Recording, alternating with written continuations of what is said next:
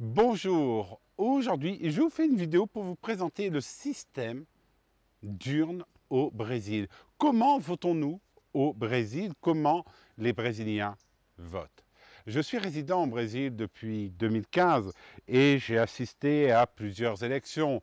Élection du maire, élection du président actuel, Jair Bolsonaro, et de l'ensemble de l'Assemblée avec les gouverneurs. Et je peux vous dire que le système d'élection brésilien, je trouve que c'est l'un des meilleurs au monde. C'est l'un des systèmes où vous ne pouvez pas avoir de fraude et vous ne pouvez pas avoir de bourrage d'urne. Et je vous dis pourquoi. Alors, en France, c'est comment? En France, c'est très simple.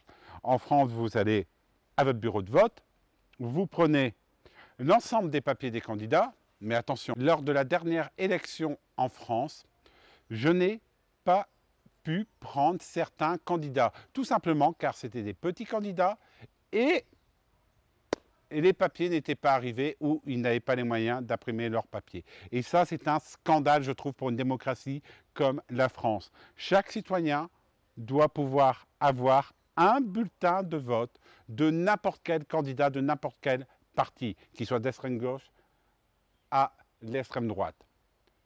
Tout le monde doit pouvoir choisir. Au Brésil, c'est quelque chose que j'aime bien. L'élection au Brésil, comment ça se passe? C'est très simple. Vous allez dans votre bureau de vote. Vous allez faire la queue. On va vous appeler. Contrôle d'identité. Avec la biométrie. Il me semble, lors de la dernière élection, vu que l'ensemble des Brésiliens ont dû passer à la biométrie pour cette élection, donc c'est infalsifiable. Et vous allez aller dans un entonnoir, et là, vous allez avoir une petite machine, comme vous le voyez ici. Et là, vous allez mettre le numéro que vous souhaitez. À la dernière élection, Haddad, c'était 13. Jair Bolsonaro, le président actuel, c'était 17. Donc, vous tapez le numéro que vous souhaitez. Vous allez voir afficher les photos du président et du vice-président candidat. Vous faites valider, vous allez entendre une petite musique. Et après, vous partez, pour faire simple. Voilà. Donc, vous voyez, c'est un processus qui est beaucoup plus simple qu'en France, vu qu'en France, vous avez un contrôle d'identité, jusqu'à l'émargement. Et comment se passe le dépouillement? En France, le dépouillement, comme vous savez, est public et tout le monde peut venir et regarder, voir compter les bulletins de vote. Au Brésil, c'est différent. Vu que la machine est reliée à un ordinateur, attention, l'ordinateur et la machine ne sont pas connectés à Internet. Donc, l'ensemble des informations de la machine sont connectées dans l'ordinateur. Ensuite, ils prennent une clé USB qu'ils mettent dedans. L'ordinateur enregistre, si on peut dire, le nombre de voix et le nombre de voix par candidat.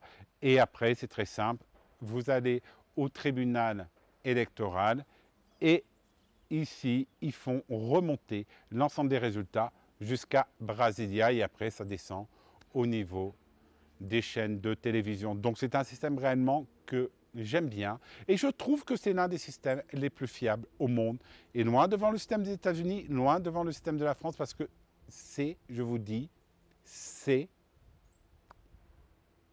vous ne pouvez pas truquer, infalsifiable. Et ça, c'est un système que réellement que j'aime bien et que peut-être l'Europe devrait promouvoir car les bulletins de vote en France, on a des problèmes pour en avoir dans certains bureaux de vote. Ensuite, c'est beaucoup de papier, tandis qu'au Brésil, vous n'avez pas de papier. Et imaginez-vous, pour faire une élection en France, vous avez besoin de 3 personnes dans un bureau de vote pour tout le long de la session, même pour le dépouillement.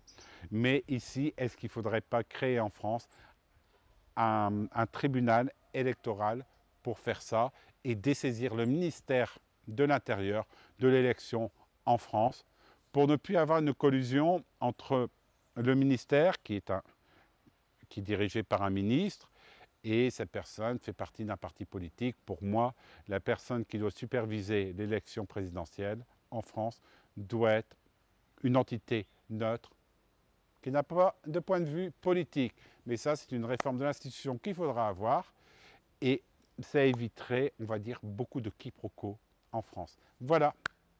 La semaine prochaine, je vais vous parler de l'élection au Brésil, comment ça va se passer, parce qu'il reste à peu près moins de 70 jours.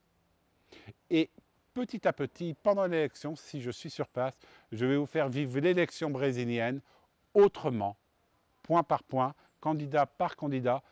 Et je vais vous parler de la polarisation, comme nous l'avons en France aussi, comme nous l'avons à peu près partout dans le monde, qui est très dangereux. Car une élection présidentielle, une élection d'un député, c'est un débat. Et n'oublions pas Tocqueville, vous aurez toujours la tyrannie de la majorité.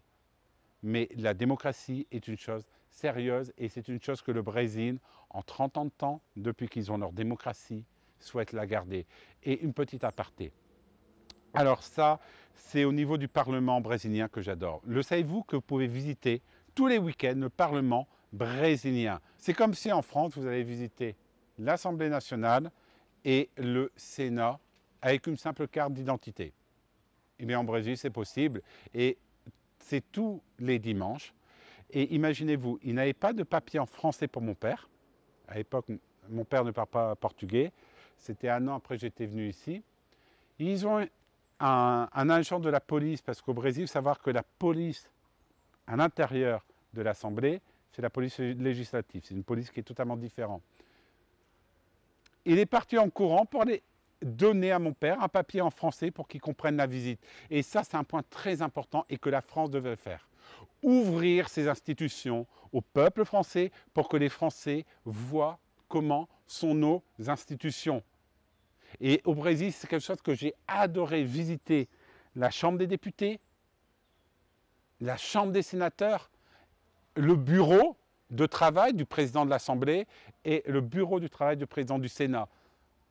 Et avec une explication des trois pouvoirs, comme vous pouvez le voir dans une vidéo que j'ai faite il y a maintenant 4 ans, que je mets en lien où l'ensemble des pouvoirs se regardent. Et ça a été la volonté des personnes qui ont créé Brasilia.